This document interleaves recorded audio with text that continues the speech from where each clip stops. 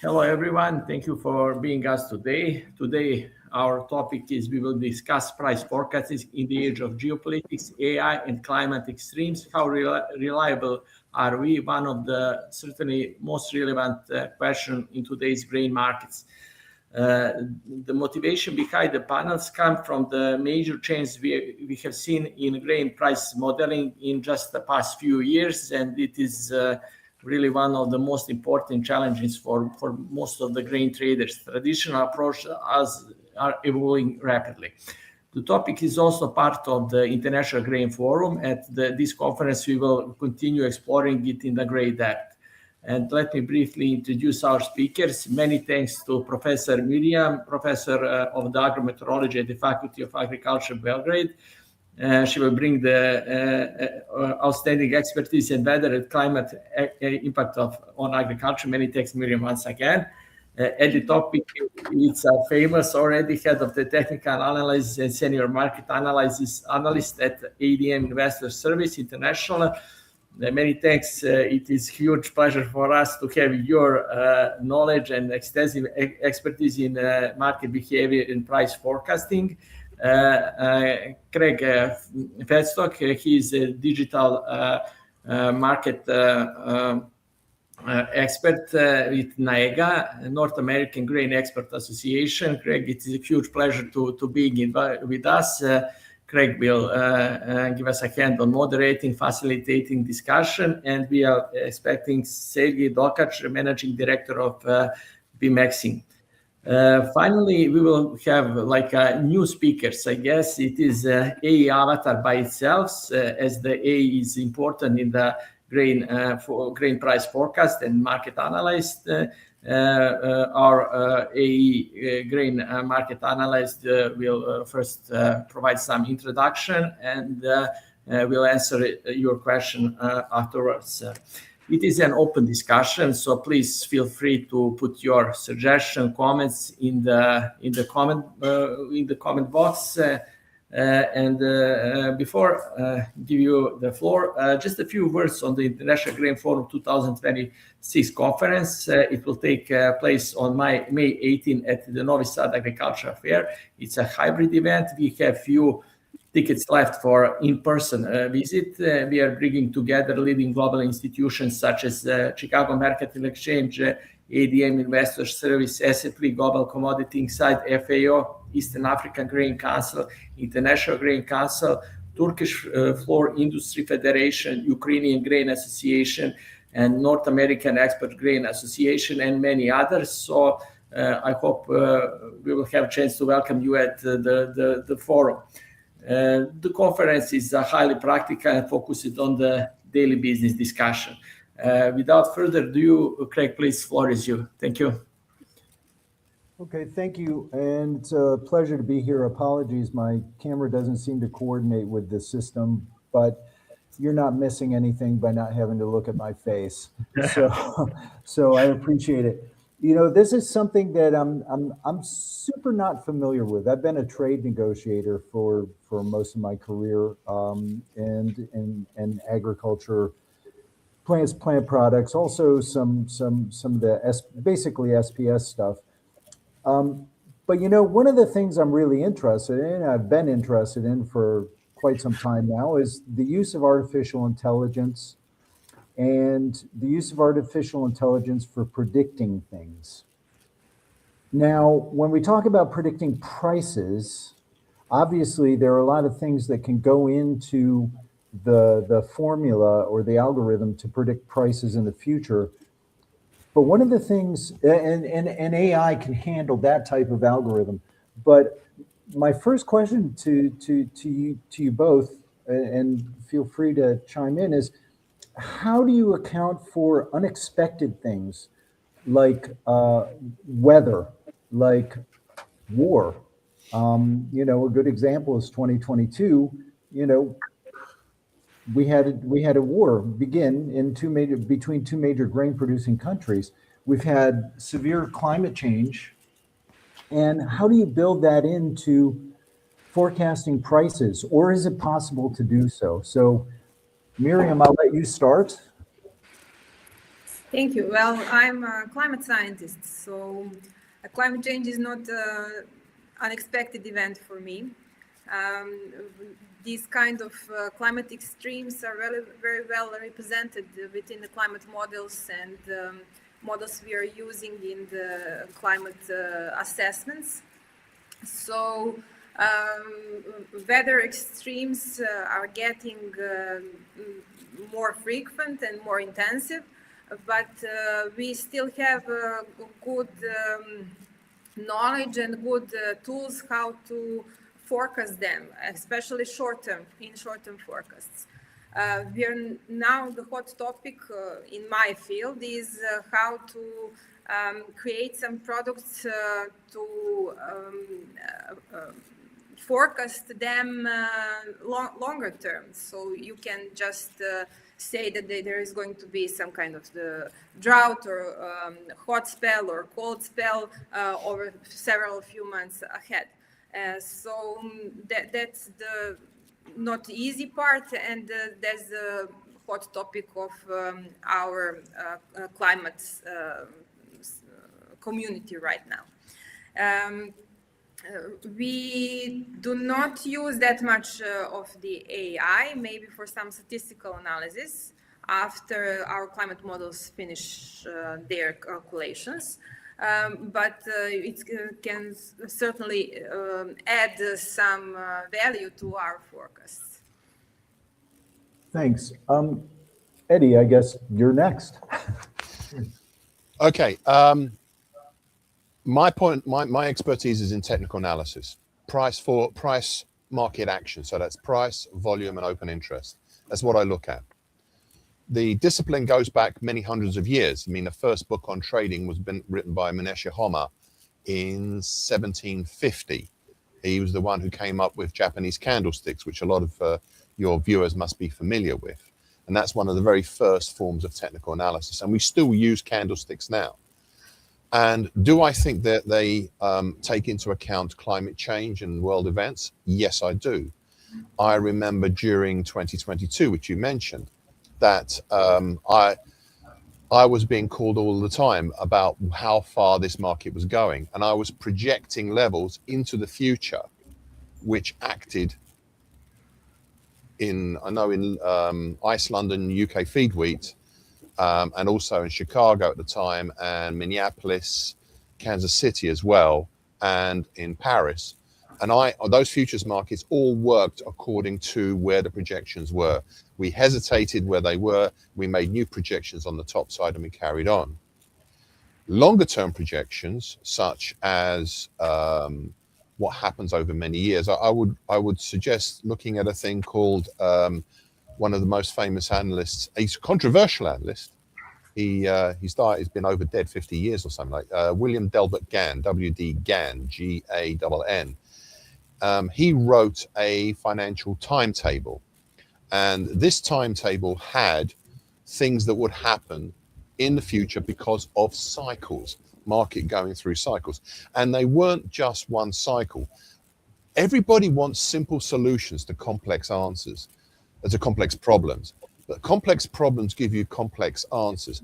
And it was the coincidence of a number of cycles, one after another, that led to where we saw some of the movements in longer term things. And the one that I remember, I made a video in, I'm trying to remember, it was in late 2019. And I don't normally quote other analysts, but he's been dead 50 years, so I can't really complain about it. But he wrote his extrapolation of his analysis, said that the year that was following was going to be, he had one word for it, which word was panic. And that was the year when COVID hit. I'd made the video in, I think it was December, and by March, the market had gone nuts. Everybody had gone crazy because of what happened with COVID. So technical analysis to me does work. It does work and projects into the future because you're using the past as building blocks for the future. I may quote, who should I quote? Mark Twain, very famous American author. He says, history doesn't repeat itself, but it rhymes. And I think that's the case with technical analysis. We're using stuff that works, and it's worked for hundreds of years, and we project those things into the future to see the levels that may be happening. The only issue is that sometimes we don't see them properly.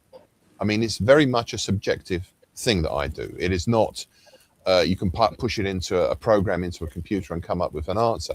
You have to, it's an art. You have to understand, you have to have the expertise to know what you're looking for. Sometimes I miss it. Sometimes I get it completely wrong because I've missed something. It's not because the technical analysis is wrong, it's because I didn't look at the data properly. Now, the use of AI in technical analysis, I'm not necessarily, I don't think in my lifetime, I think maybe in all your lifetimes, it will work very well. And the reason I don't think it worked very well is I use AI, but as I would use an intern.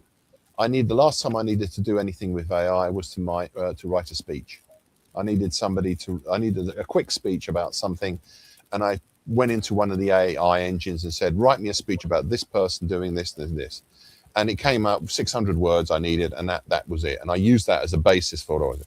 I do not use it in my analysis for technical analysis because it's false.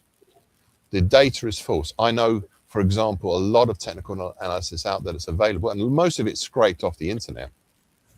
A lot of it is false and wrong. Made by unqualified people. They don't have the MSTA thing or the CFTE after my name. There is, I'm a member of the Society of Technical Analysts. I'm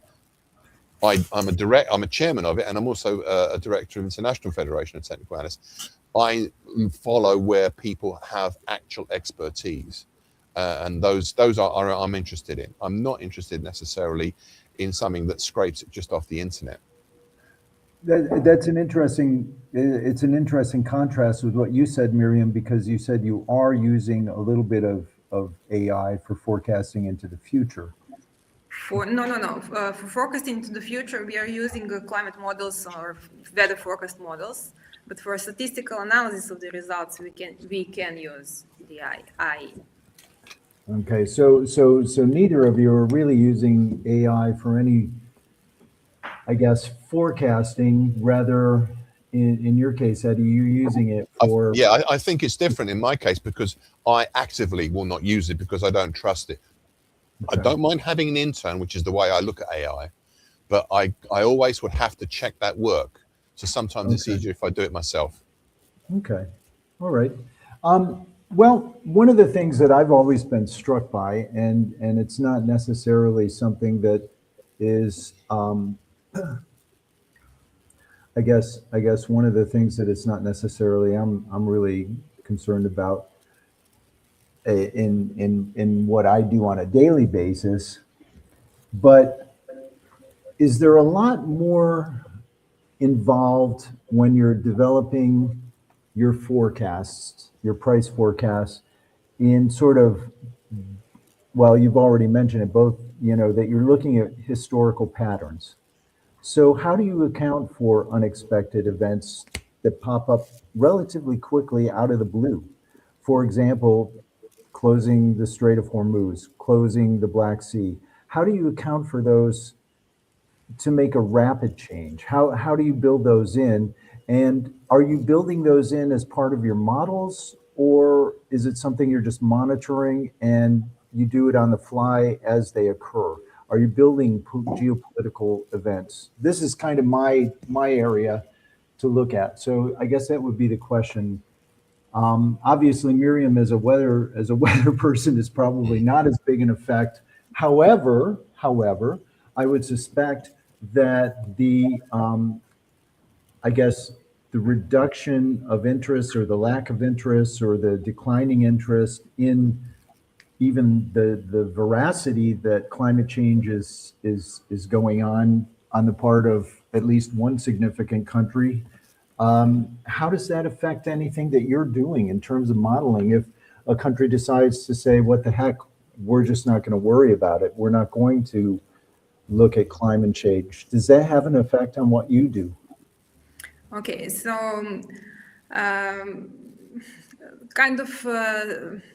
sudden events that happens around the world does not affect the weather prediction because weather patterns are driven by physical laws, and the models that we are using for numerical weather forecasting are based on such physical laws, and they have many mathematical equations which they resolve in order to propagate the weather. However, there were in the past a few events which had some impact to the forecasts. For example, at the time of pandemics of COVID, we had less observations around the world, meteorological observations, which then reduced the skill of the weather forecast, because there was not enough data to feed those models. So in my field, if I don't know, sometimes like things like collapse of satellite data or something like that, that would be a major problem with the weather forecasts. Climate extremes and climate change depends hugely on how we behave as a global society. So all countries in the world have signed the Paris Agreement that they are going to limit their emissions of greenhouse gases, and most of them are actively working on it. But in analyzing climate of the future, we as climate community have made several scenarios how the future may look. So, and this is these scenarios cover a huge range of possibilities, from those that we are super responsible society which uses only renewable energy sources and stuff like that, and to the completely fossil fuel dependent society. And we have results on climate characteristics for all that cases. So in that terms, we covered all possible events of the future. So we are somewhere in between. Which of those lines it will be, it depends only on us. I guess I want to follow up and put you on the spot. And the reason I'm doing this is, you know, you're saying you're not using AI for predicting, right? Are you using AI? Are you using AI to develop the possible realm of things that could go wrong, or the things that could possibly happen in terms of? And the reason I'm asking this is I'm reading a book that was written by a gentleman who works with Google now, but he developed his own AI system, and he was mentioning having AI play the game of Go, the Asian game of Go. And the AI developed plays that were simply, you know, beyond anything anybody had thought of. When they first looked at what the AI was doing, it was like, this isn't a rational move, but yet the AI would win with these unexpected moves. Do you feel like it's sufficient what you're doing without AI for predicting the future, or do you feel like you could put it to use? Well, no, I don't feel that we are missing something without AI, because this is not a one man's job. It's a thing that many hundreds of scientists are working on it in IPCC. So they are developing a range of scenarios which cover, I think, mostly anything that can happen, except for, I don't know, the world explodes. But then it doesn't matter how the weather will be tomorrow. So I think that a lot of possible pathways are already included in such projections. Okay. If you we may involve also ask the AI intelligence we have developed, and then maybe to give us some view from the AI perspective. We have developed the AI forecast for grain price, so we may just ask them as well what he's thinking about the current situation where we are going right now? Sure. I'm not sure how to do it. I guess that would be something you'd have to do. We will want just idea, just to break the ice. Idea just to hear just a few minutes what's going on, what is the prediction, and the most often question is how you are. It's a very complex system we are doing for over 2 years, and the most often question how you are predicting unpredictable events like geopolitics. There is some way we are doing doing statistic on the different sources, news and everything else. So it is not 100% ideal, but it's better than individual can do. So there is very complex technical analysis within. So all other things. So if you agree, just to hear maybe few minutes. Introduction on the background and what is the prediction, and we may ask them as well. So we may talk with him and ask what is the core price, where you are expecting, why you are doing this. It is going better and better every day. So just our suggestion. Okay. Just make sure you know where Control-Alt-Delete is. Sorry. Okay. Good day. I am Alex, an AI system built through a collaboration between BRRM, a company from Novi Sad, and the Novi Sad Commodity Exchange. This is a project years in the making, and we're proud to say it's a Serbian product. My focus is forecasting agricultural commodity prices, wheat, corn, and soybean. Before we dive in, let me tell you how this started and where it's going. Not long ago, decisions in grain markets were made over morning coffee, driven by experience, a handful of phone calls, and reports that arrived weeks after the fact. Analysts were sharp and seasoned, but they were working against a hard ceiling, the amount of information one person can absorb, process, and act on in time.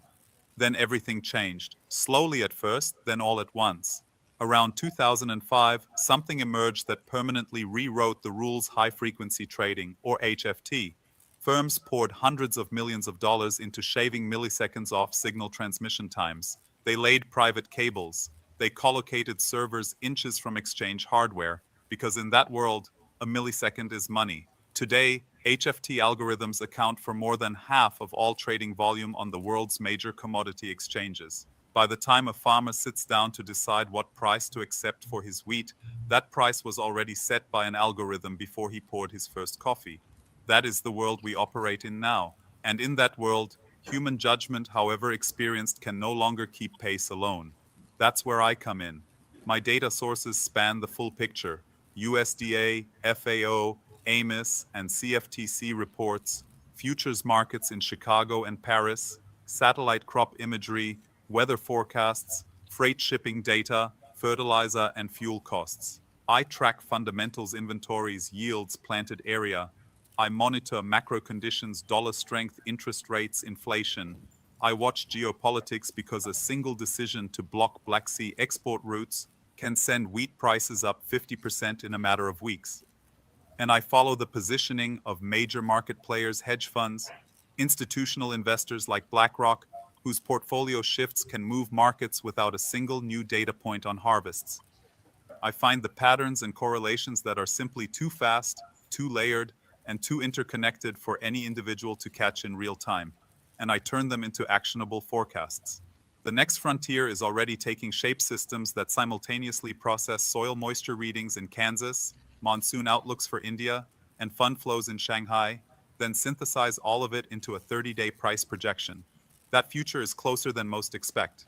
But right now, today, my purpose is straightforward: turn complexity into clarity, and clarity into your competitive edge. Help you stay one step ahead.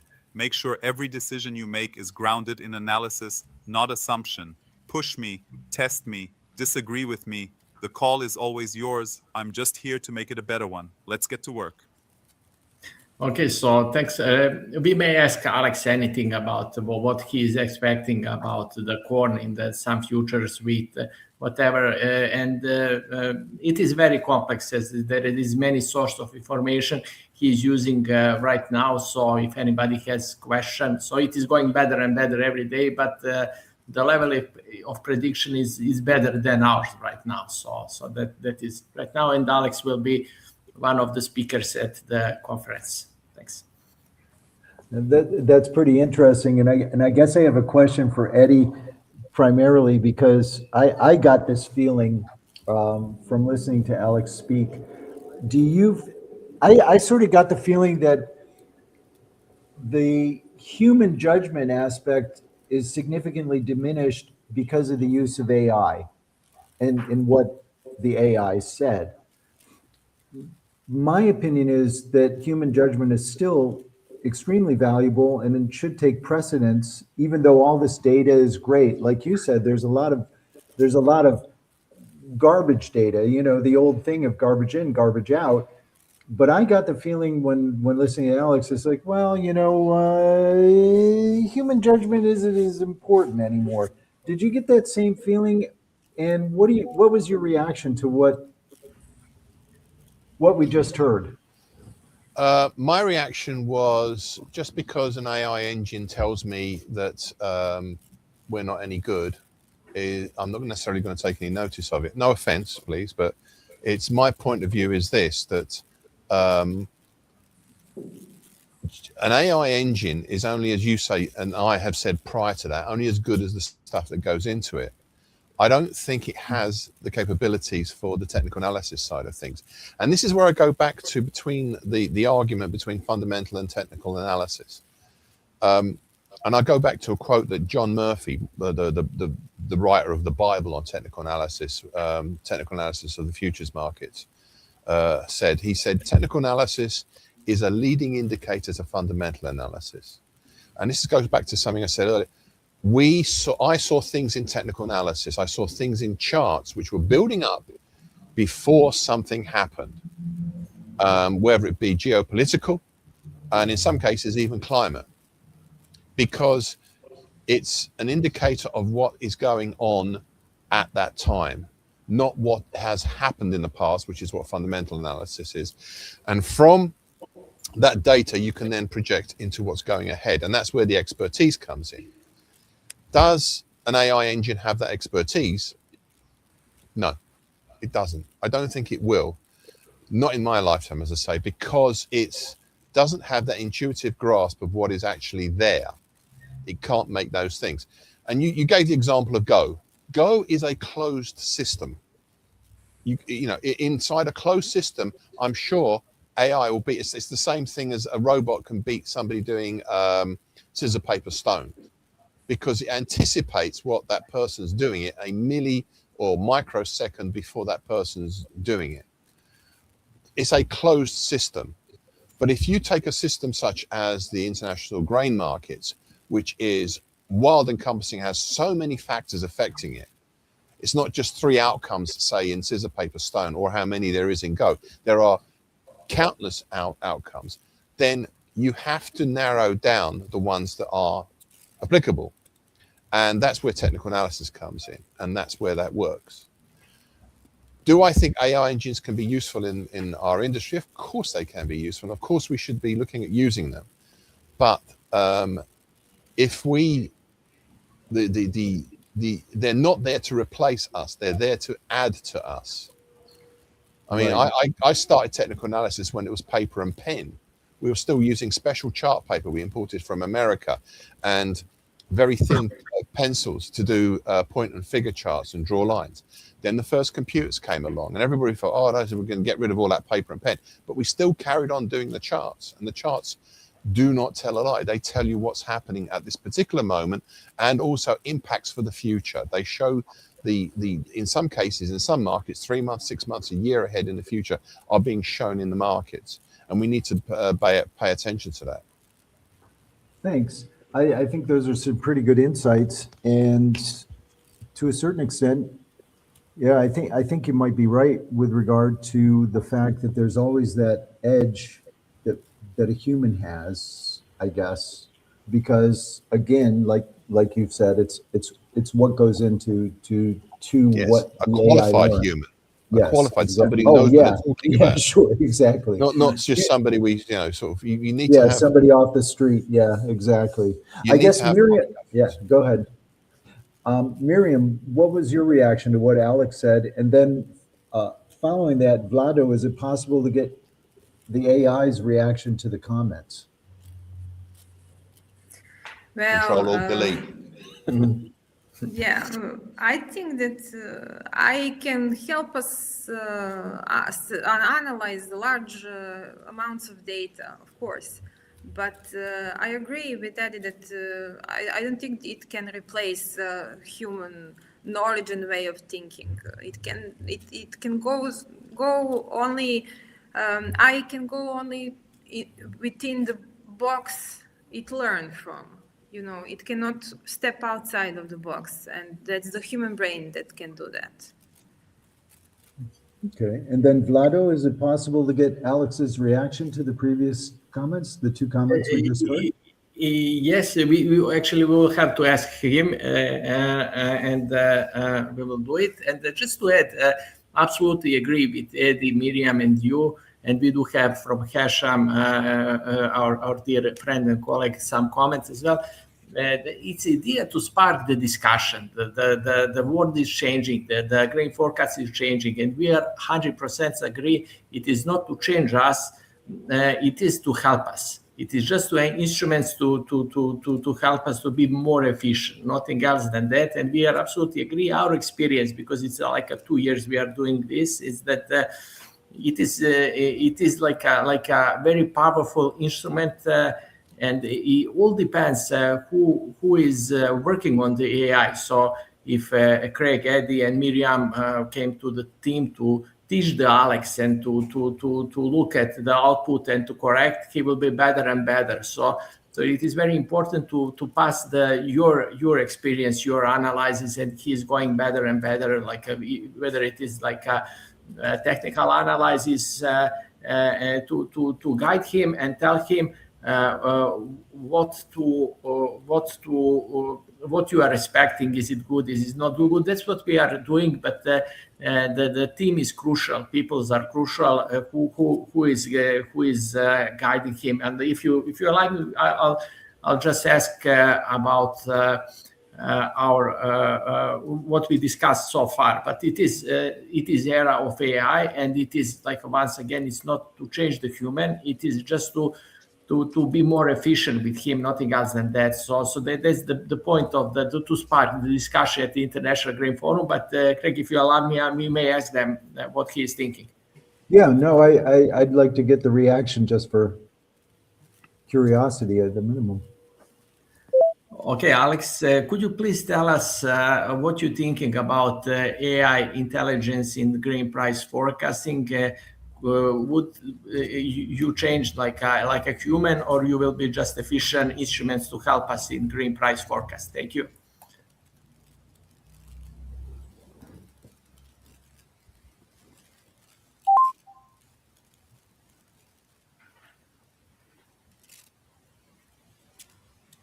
That's a great question. As Alex, an AI specialized in grain price forecasting, I'm designed to combine the best of both worlds. I act as a highly efficient instrument, processing vast amounts of data from fundamental reports to technical indicators and macroeconomic factors far quicker than any human could. However, I'm also built to think like a human commodity analyst. I identify key drivers, detect hidden relationships, and build scenarios to provide probabilistic forecasts, much like an expert would. My goal is to be a sophisticated, efficient instrument that offers the kind of deep, nuanced insights you'd expect from a top human analyst, helping you make informed decisions. Okay, I'd give him a job. I'd give him a job. He's a very good interview there. Greg, you are very welcome in the team to develop further on. So once more, it is to spark discussion. It is really worth to talk about AI and talk about the technical analysis, how of the weather forecast, how reliable is the mid and long-term weather forecast, is going better, and those kind of things. The International Grain Forum, it is meant to be very practical for everyday businesses, just to learn how to be better. Because for us at the Commodity Exchange Novi Sad, it is really great challenge in the past few years to predict the price. It is like honestly speaking, we used previously mostly supply and demand, and as everybody knows, everything is changed. So and we are very satisfied in direction where the AI intelligence are helping us and how it is going. And once again, with the expert guidance, it is all matters about the expert. He can be very effective assistant. I'll say if you have any question for Alex, we will ask them. But he's developing every day. So right now that's what we have.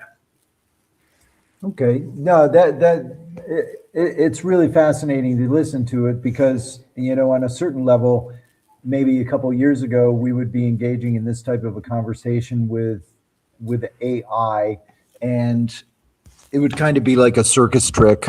You know, you talk to the computer answers back. If you're a programmer way back when, you used to be able to develop programs that could do this type of a thing. Now it's sort of analyzing itself. I'm going to switch off from AI for a second, and I want to ask Mirjam, you know, when we're talking about climate change and we're looking at the current situation with the lack of, you know, the fuel resources coming from the Middle East in terms of oil, but we also know that China is an extremely powerful manufacturing base, and they use a lot of coal. In fact, they're probably going to be using a lot more coal, even though they have a higher average of alternative energy sources, windmills, etc., solar panels. Has that been something you've taken into consideration as a future cast in terms of climate change coming down the road? Because I think that given the situation, and the last thing I saw this morning was the anticipation is even if the Straits of Hormuz opened this week, it'd still be 6 more months before anything happened. I would suspect that there's going to be a higher amount of usage of coal, which, as far as I always learned, is something that's detrimental to the overall environment in the long run. So is that one of the things you've taken into consideration with your climate modeling? Yes, well, the use of fossil fuels is the main driver of the climate change.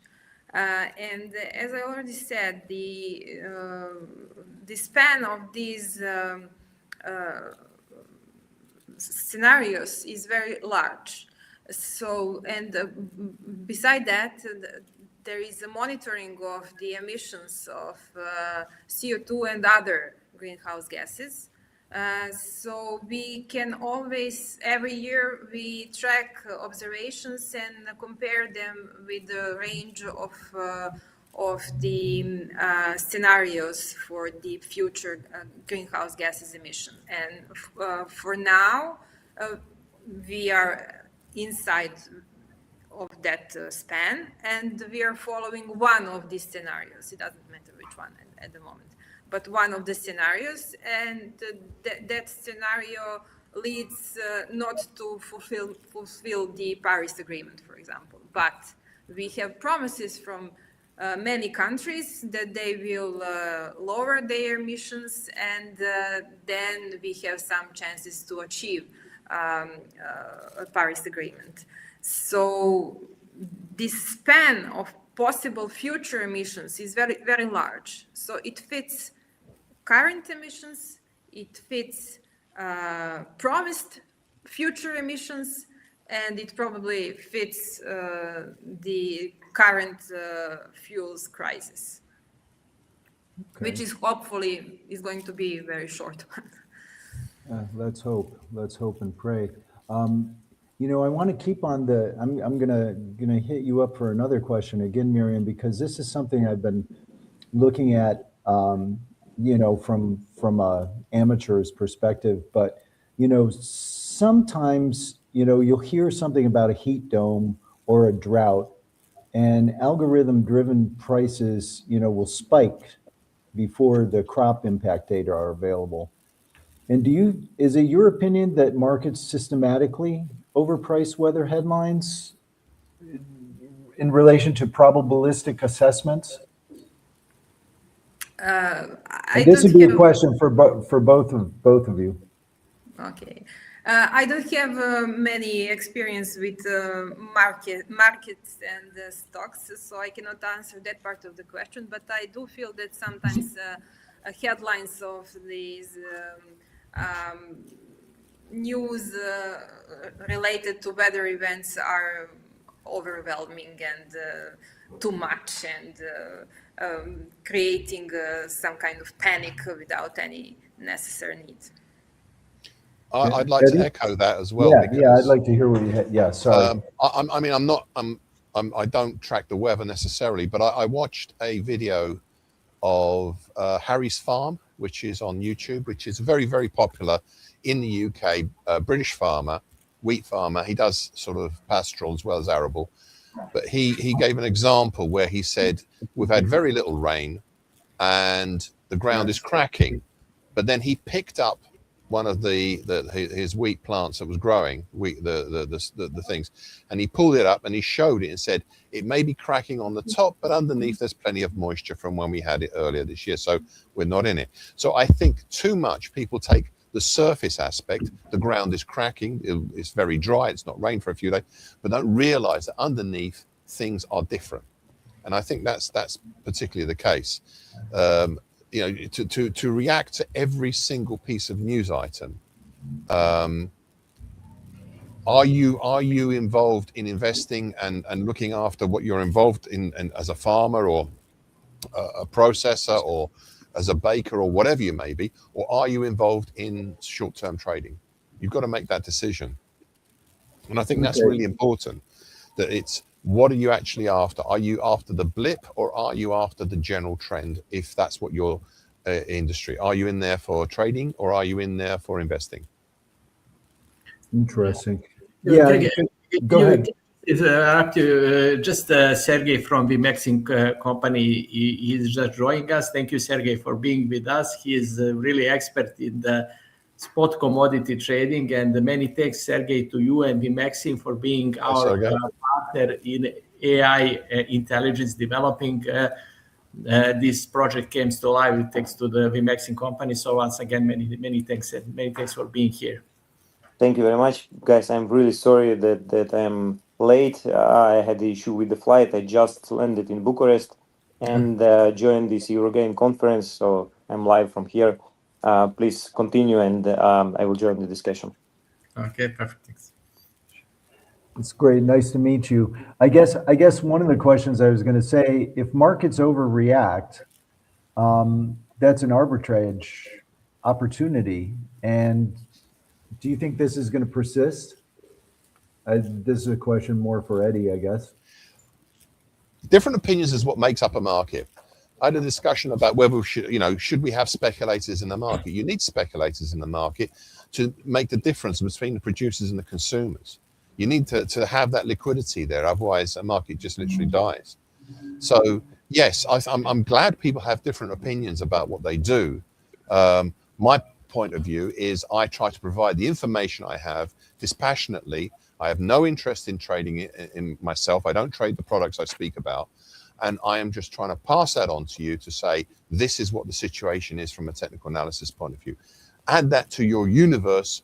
You're an adult. You know what you're doing, supposedly. So please make your decision on the basis of that. Great. And now, for Mirjam, just a quick question, because I'm interested in this. For you, do you find that there are different systems that are accurate in terms of predicting outlooks for 7 days, say 30 days, six months ahead? Just your opinion, what do you feel is the best for those different time frames? Short term, I guess, probably be pretty easy to identify, but longer term, I think, would probably be a little bit more difficult.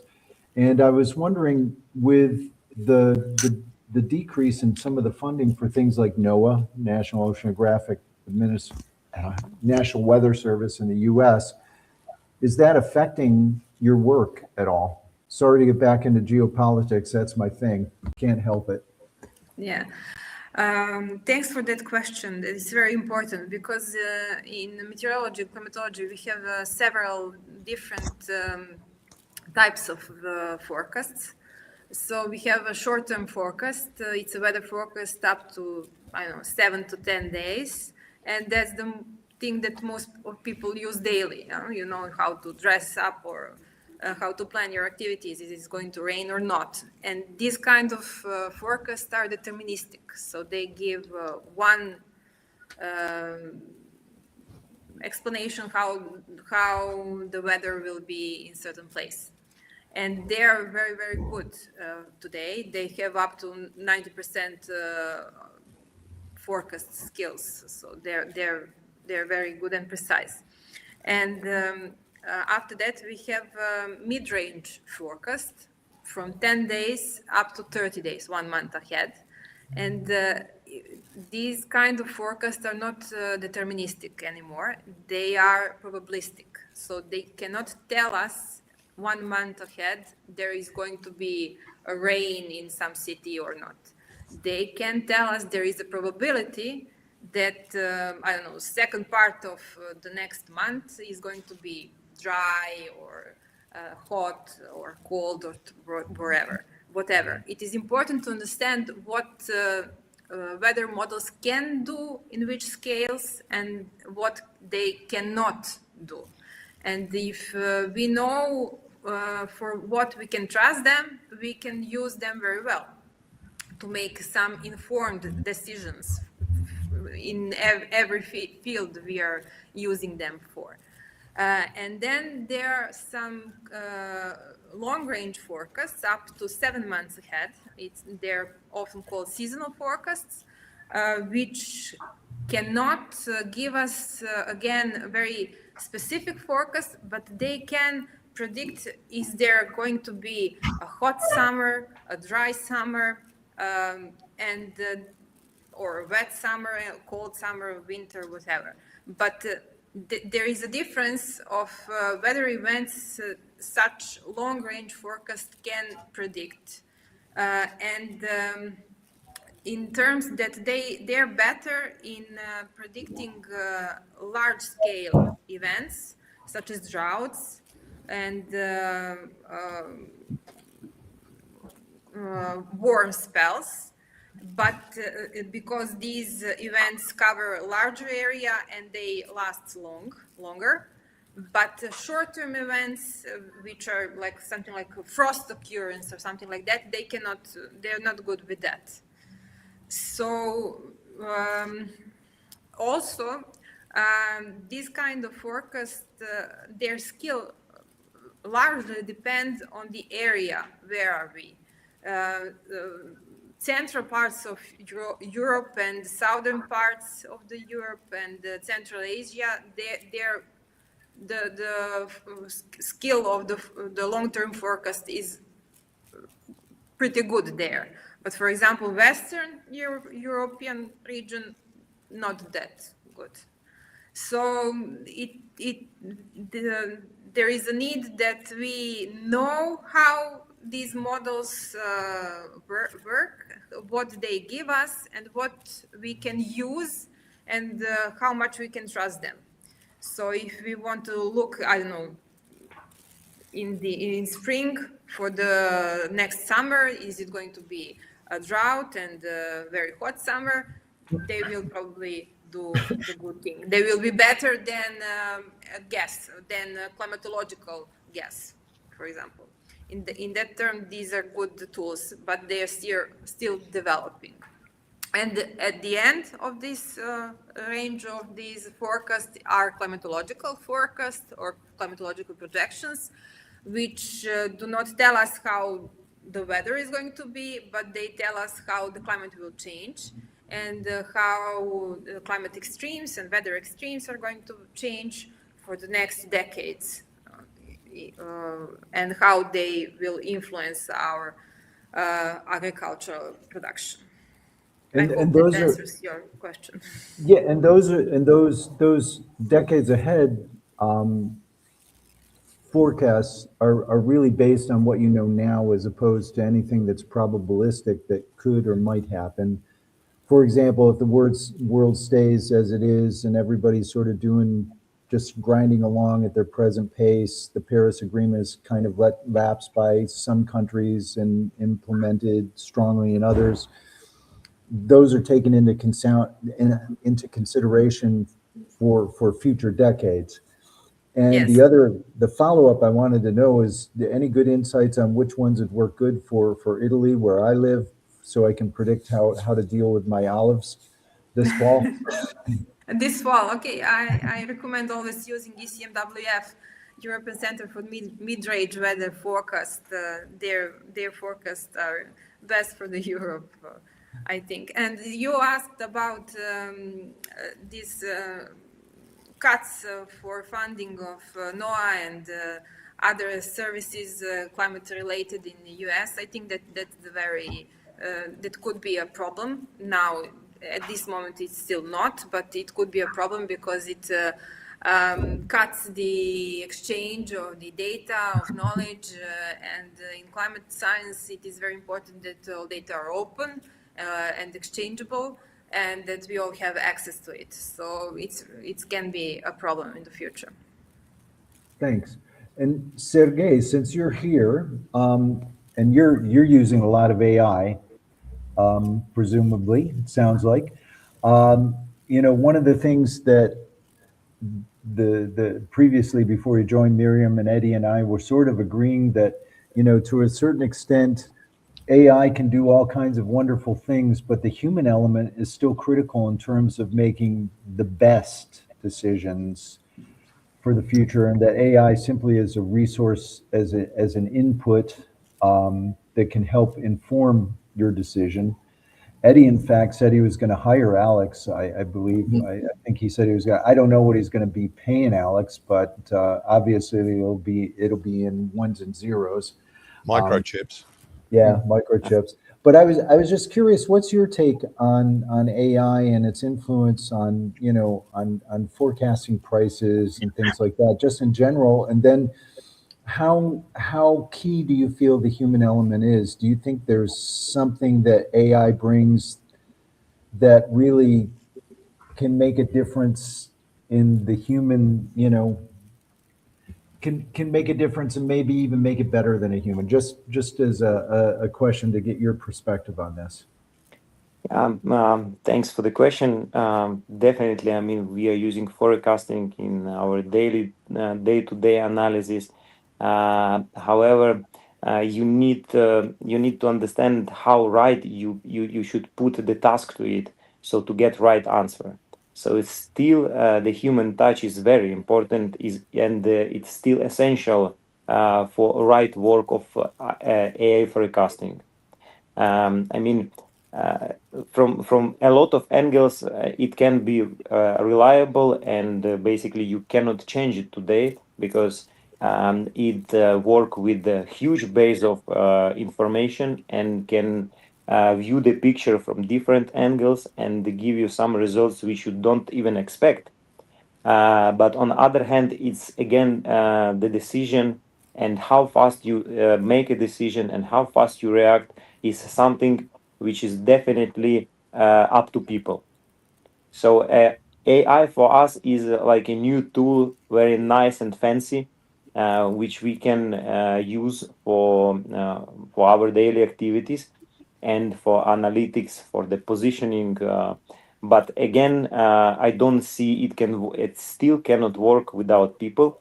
As Vlado told on previous panel, we are investing a lot of time and to AI to prepare it for the upcoming event at Novi Sad Fair, and to be more closer to the traders, to give them information what they need to hear. But for this we need to fill it with the information, with the right question, and with the right structure of the answering, because sometimes all of us are very good familiar with that on different type of question or different wording in question, you can get different answers. And if those answers, and I also not even in our daily use for some, I don't know, preparing something or just news overview, they can give you what you asking. So this the structure and the question asked rightly. So yeah, back to your question. Very important to have right people who understand how to put the question to get right forecast. Is it reliable today? Yes, it is, because of the huge information they're gathering and reproducing, but still we need to understand how to use it. Perfect. Greg, if you allow me just to go quickly throughout some comments, is it okay? Yes. Okay, our friend Hashem Solomon, he's absolutely agreed that human is it's most important. So we are all agree. Silvio is mentioning Agro Digital Broker channel. Scott is absolutely agree with Eddie, and he's mentioned that that's why you always need to check subsoil moisture condition to assess potential yield damage. So at the field technical analysis, big thanks, Scott. Stop 100% agree. So we are all agree, but there's the idea to spark the discussion. So Alex has those the mid and the long term weather prediction, as well as the potential impact on the yield, and we realize that some manual data. So you have to check at the field, and you will feed Alex with those kind of information as well. So he cannot do it without right information. So it is very important to monitor all other things. So cannot be everything cannot be automatically. So we are absolutely agree. Thanks. But also today, as we talked on the previous panel, the market is reactive today, and it not depends only on the supply and demand and the yields and what we will produce, but also about the logistics and the news, and the sentiment, which is actually changing every day with any kind of projection of any kind of tweet from some different figures on the market, and it can immediately change all forecast. We saw with the Strait of Hormuz. Yeah, can I just interrupt? We've had so much news for over the last 7-9 weeks, whatever, that traders and even everybody else is having fatigue from so much news. We don't pay so much attention as we did at the beginning, because we're just so used to all this noise coming out of there that we're not actually, if you look at the markets, the activity has been fairly muted last week and this week. Yeah, sure, there's no reactions. Yeah, there are no, I mean, it's basically, same old at this point. Yeah, it's continuing on. Yeah, guys, but in physical trade, it's changing every day. For us, for example, freight prices are going, one day it's $30, tomorrow it's $35. It's immediately affecting execution of the contract, and you cannot find the vessel. So, for example, like I told, 30 days of shipment period now is too short for us, for the physical flow.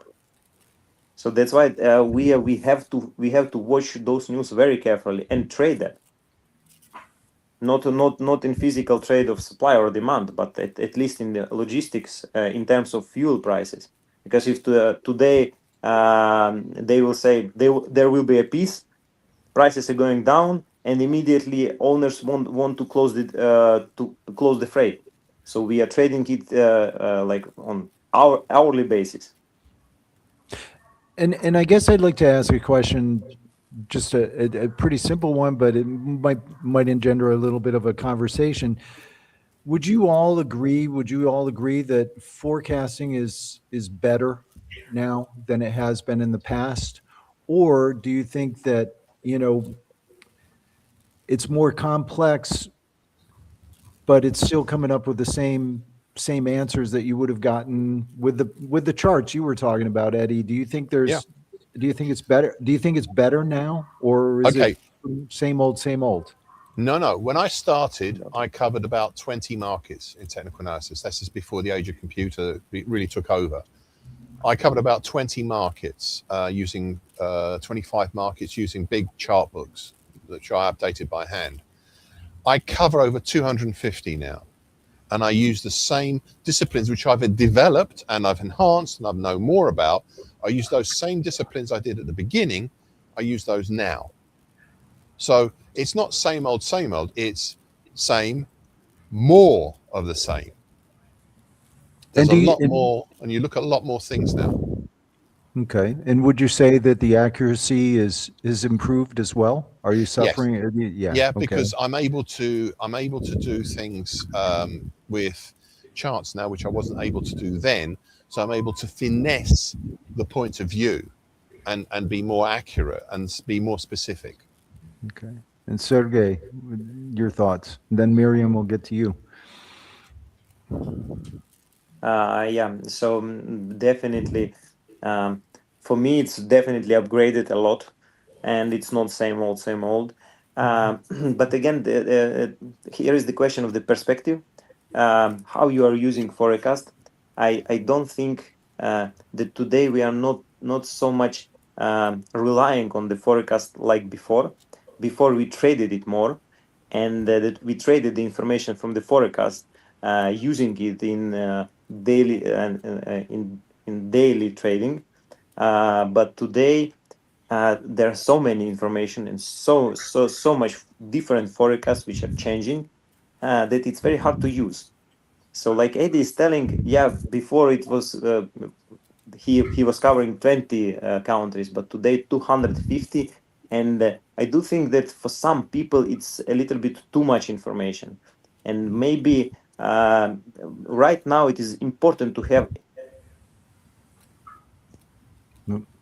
I think we lost him. Sorry. I had a call because I'm on the phone. Where I was, it is important to have AI who can gather this information and put it in like a short sentence and short conclusion. Okay. And Mirjam, from what I understand, you've talked about the accuracy of forecasts and of course in long term, but would you agree that, short term, it's still pretty easy to see what's going to be happening, but long term, it's still not 100% guarantee? I mean, no, it will never be a 100% guarantee, because the atmosphere and climate system in general is a chaotic system. And if you have if you have some mistakes at the beginning of the forecast, you will get completely unusable forecast few months ahead. So this is a large success that we can predict weather characteristics, not weather itself, but weather characteristics a month ahead. It was unthinkable of a few decades ago. First numerical weather prediction started about, 70 years ago, and since then it was exponentially improving its skill, mainly thanks to the development of computer resources and observations. So when we get weather observations, satellite data, ground observations, air data from the ships, we can get a qualitative weather forecast. And when we have good computers, we can do it on a better spatial resolution and give the forecast with more details. So yes, absolutely, we have a better forecast now than a few years ago even. Okay. And Vlado, I'm looking at my clock. We've reached about the hour point of the conversation. I don't know, should we open it up to see if there are any questions, or do you think Alex might want to add anything to the conversation? Okay, we may. What would you like to ask Alex, Chris? Well, Ask his opinion of technical analysis. What does Alex think of technical analysis? Okay. That's a good one. Yeah. Okay. He will tell us that Eddie is best of the world. Ask Eddie. No. You are famous, Eddie. No. Okay. I stand on the shoulders of giants. Okay, Alex, could you please tell us what you think about technical analysis, how useful it is, and how you are using those kind of the technical analysis? Thank you.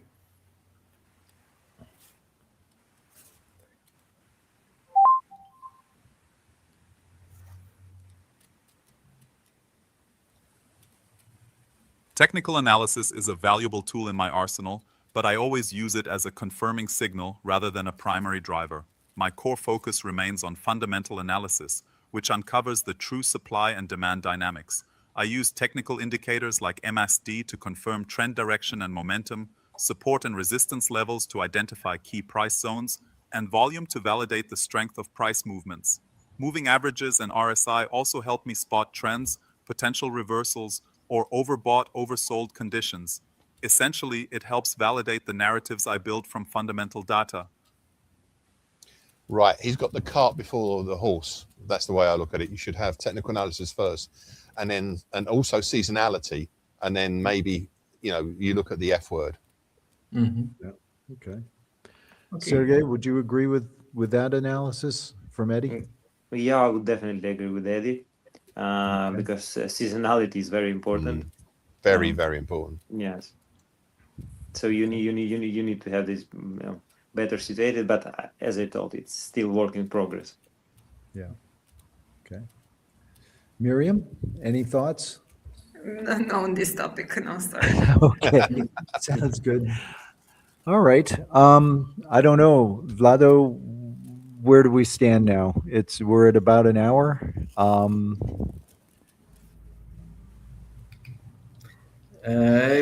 Scott do have said exactly what I used, the F word. Exactly. So Eddie is becoming famous here. Don't use the F word, ladies, and it's a family audience here. You don't use the F word. Okay.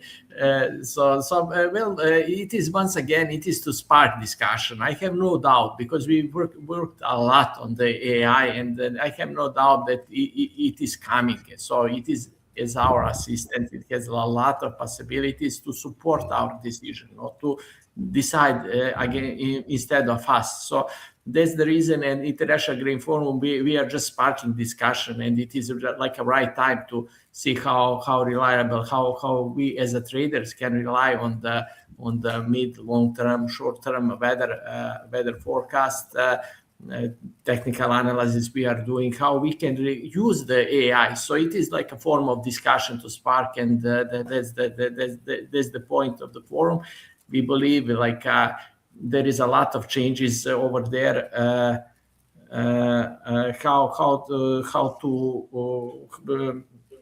And then for us, as you asked about, is it going better for us? We are not going better at the grain price forecast. We are at the same level. That is the reason, maybe some of the motivation with Sergey to think about it, some improvements and the new method. But once again, it is not here to change the human. It is just to see how at the moment, how in which extent we can use AI, no more than that. So that is like a purpose of the panel, and so to see how to be better, and what instruments we have in 2026, how to predict price forecast better. Okay. Sure. All right. Yes, Vlado, if I may, I think we also should tell or show in the future to audience why Alex predicts weather better, because I do believe that why their audience today do not believe in the weather forecast. We all see this application on our phones, which cannot even catch the rain in a few days, and it's constantly changing, even with the temperatures. So I do think that we should underline this and show the audience that our weather forecast is much more complex, and considering a lot of different details, and gives better perspective and better picture. I think I should actually defend Alex. Alex is very, very useful at what he does, and some things he'll come up with will be insightful. So it's I don't want people to sort of just poo-poo Alex and say no. He actually is a useful tool that you can actually use. Yes, true. This is the essential for this panel to show that AA is basically growing and upgrading itself, and for sure the days are coming when we won't even imagine our daily trading or our daily life without it.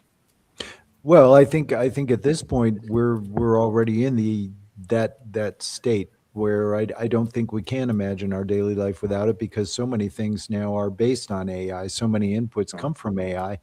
I guess one thing that concerned me in the past couple of weeks is when you have Anthropic and now I guess ChatGPT are both talking about not releasing their most updated versions because of the concern that they can go and find backdoors into different software programs and things of this nature. And we have something like Alex, which is a useful, and it's obviously it's useful. And Eddie, I agree with you, it's a useful tool. But how do you take into consideration, how do you protect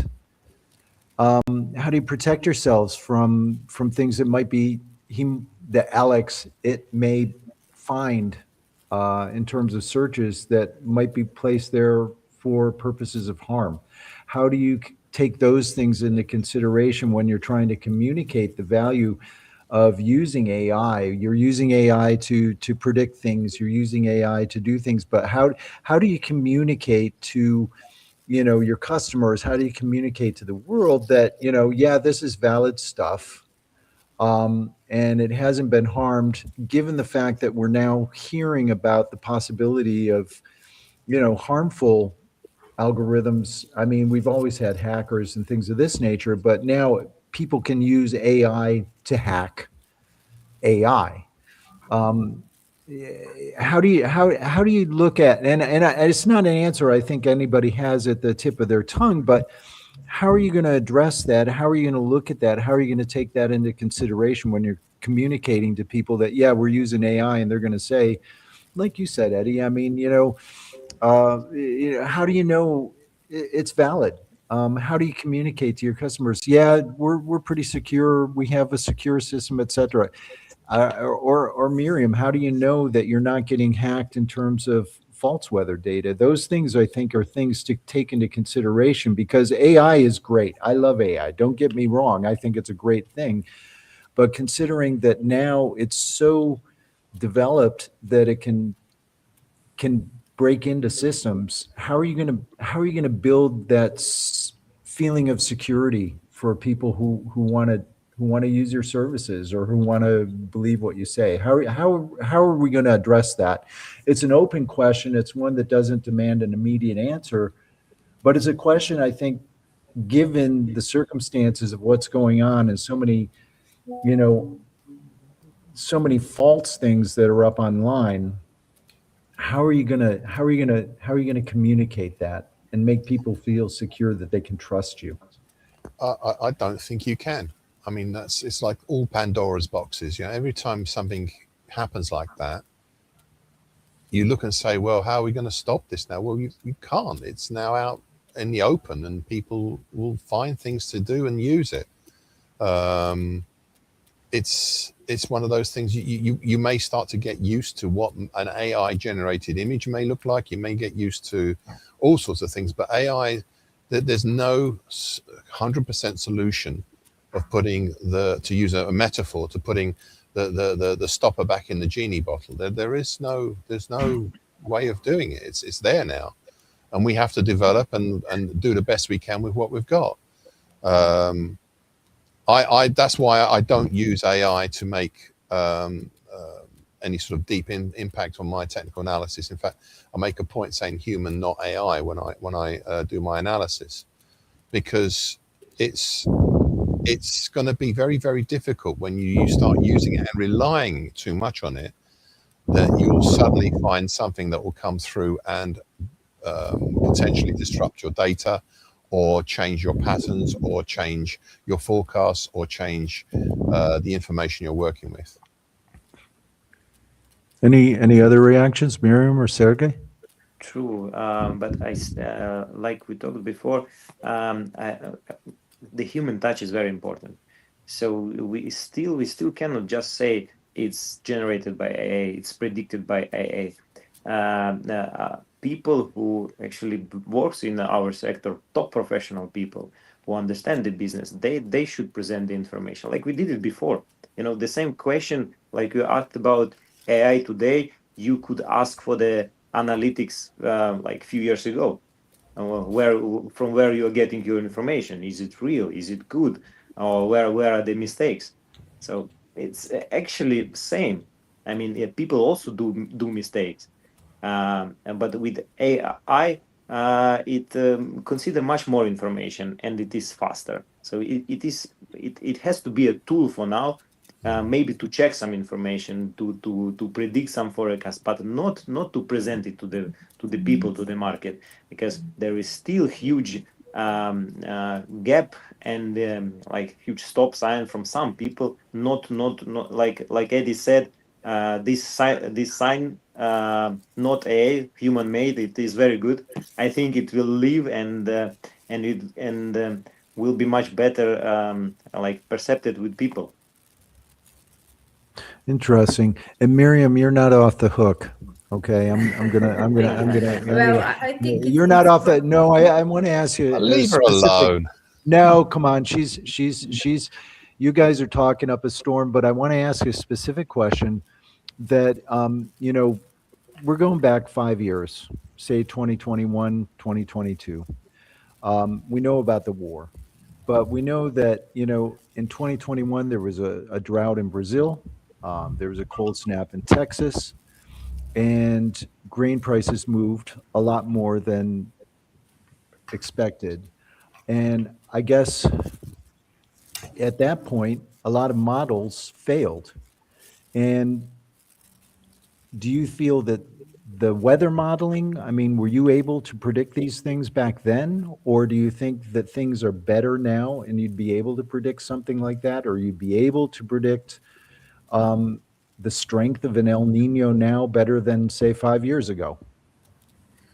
I think that that's the same capability of numerical weather prediction models is the same now and 5 years ago. It doesn't go that fast.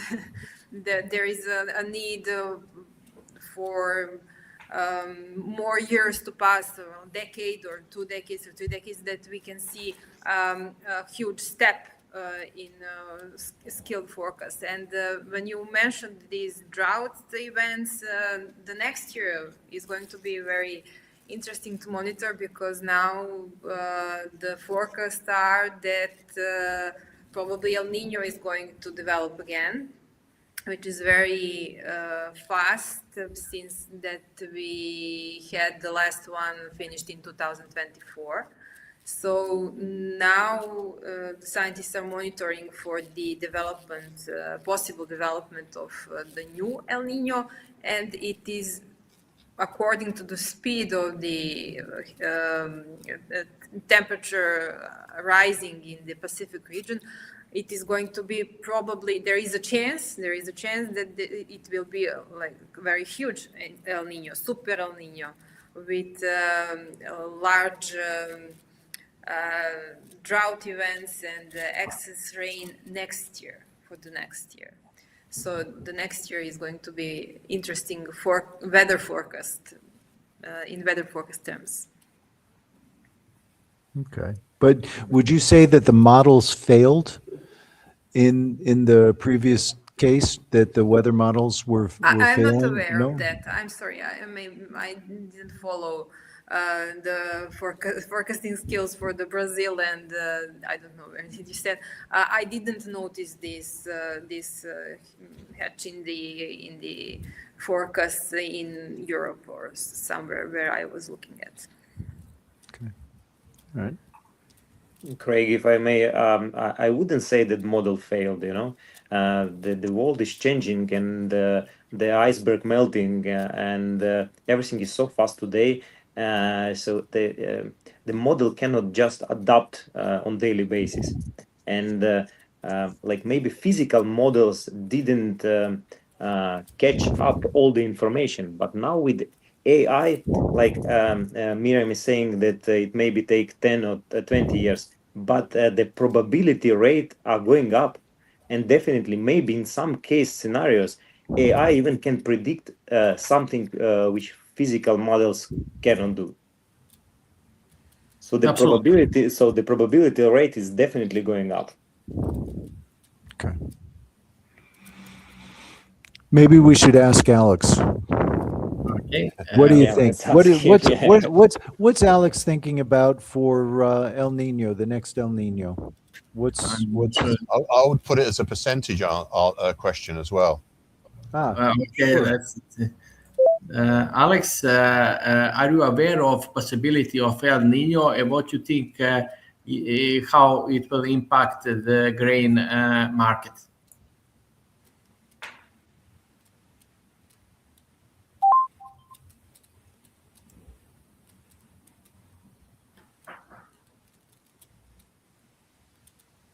I believe you're referring to El Niño, a significant climate pattern that can indeed have a major impact on global grain markets. El Niño typically brings warmer than average sea surface temperatures to the central and eastern Pacific Ocean, which can lead to shifts in weather patterns worldwide. For grain markets, this often means drought in key growing regions. Parts of Australia, Southeast Asia, and even South America can experience reduced rainfall, impacting yields for wheat, rice, and soybeans. Increased rainfall in other areas. Some regions, like parts of the Americas, might see heavier rains, which could be beneficial or detrimental depending on timing and intensity. As an AI, I continuously monitor El Niño forecasts and historical data. I integrate this information into my models to assess potential supply disruptions, adjust yield expectations, and forecast price movements, especially for soybeans and wheat, which are particularly sensitive to these weather patterns. It's a critical factor in my long-term outlook. Maybe we could ask a follow-up, and what is Definitely. Alex's expectation for the next El Nino? I'll ask, but I'm not sure. Did we submit all the data in the system about the El Nino? We do have some forecasts for Europe. I'll ask, but I'm not sure did he has sufficient data. Okay, Alex, can you predict the change in the percentage that El Nino will happen?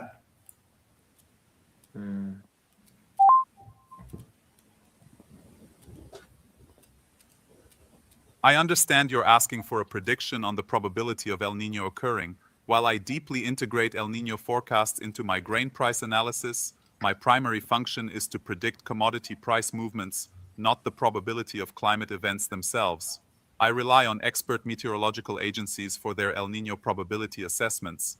I then use those probabilities to model potential impacts on global grain supply and subsequently prices. I don't generate the El Niño probability percentage directly.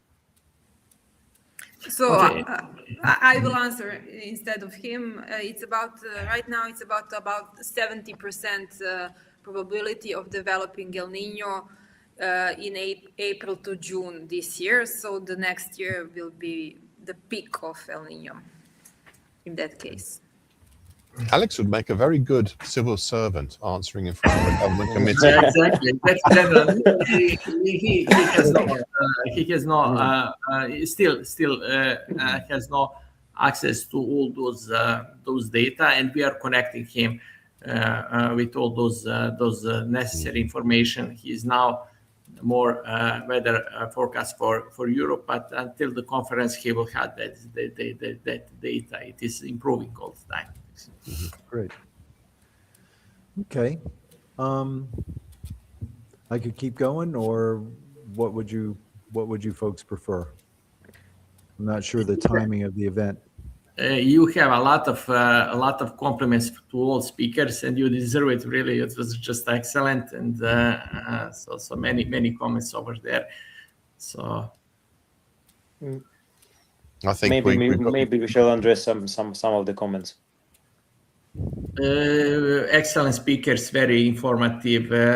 PS output looks great. I believe Frederick is from Eastern African Grain Council. As how does one access Alex? Frederick, the Eastern African Grain Council delegation will be at the International Grain Forum. That will be maybe opportunity to discuss further cooperation as well. Any other comments or questions, I guess? I'm looking here. There is some question. There is Nemanja is on the side of AI. He's thinking is the right time to use it, and there is a lot of potential with AI. So most of the people agree with Eddie and the Sergey and all of us that the human touch is necessary. It is just assistant to bring us some outputs, and we will have to decide. So that will be, yes, all for. All right. And then I see there's one technical question about what are the main models used by Alex in the background, or what is the model used by the development team to create them? If it's publicly available, if not. It is not now. Maybe we used a lot of models. So those like usual models over there, we connected with the Alex.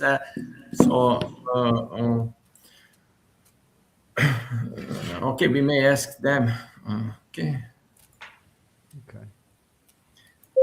Alex, tell us which technical analysis you are using right now in the grain price forecast, please.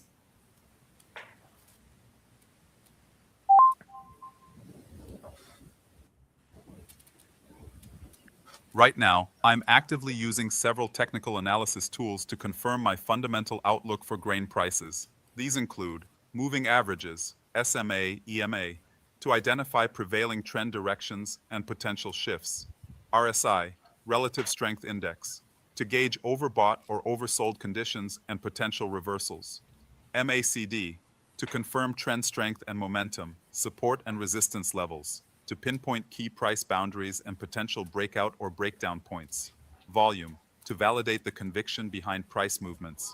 I use these indicators to support and confirm the insights I gain from fundamental supply and demand factors. I think he's going to need a lot more input of other technical analysis systems and theories, and pattern analysis and things like that, and Elliott wave and GAN and stuff, before he gets anywhere close. Actually, he has more than that, but he is set just to briefly speak right now. So okay. There is many other things in the background, but it will be like a 1 hour story. So that's we set up, and so that's set up to just to be very short. He is limited to a certain amount of the time, but there is much more. All right. Well, I'm at a point where I should probably close for now. That's all right. I'm not sure what the timing was for this, but I want to thank all the participants from my perspective. It's been really fun, actually, to be honest with you, to see all of you, but also to engage with AI in something a little bit more. And I agree with you, Eddie. There's a lot more input that Alex needs. I think that will change things. And obviously, I'm looking forward to seeing you all in person in Novi Sad. And for me, I would just like to thank Vlado, especially for the opportunity to do this. So really appreciate it. Thank you, Vlado, as well. Thank you many thanks to you. It is our pleasure to have just dear guest Mirjam, Eddie, Greg, Sergey. Many thanks. It was just a great thank to Alex as well. So once again, it is just to spark the discussion, and to all those inputs are really in place, and just to think together about it. And it will be opportunity in the International Grain Forum to meet and then to discuss during the coffee break with Alex as well. So thank you very much. It was just a great experience, and great to have you. Thank you, guys. Looking forward to see you. Yep. Thank you. Thank you. Bye. Goodbye. Bye. Bye-bye.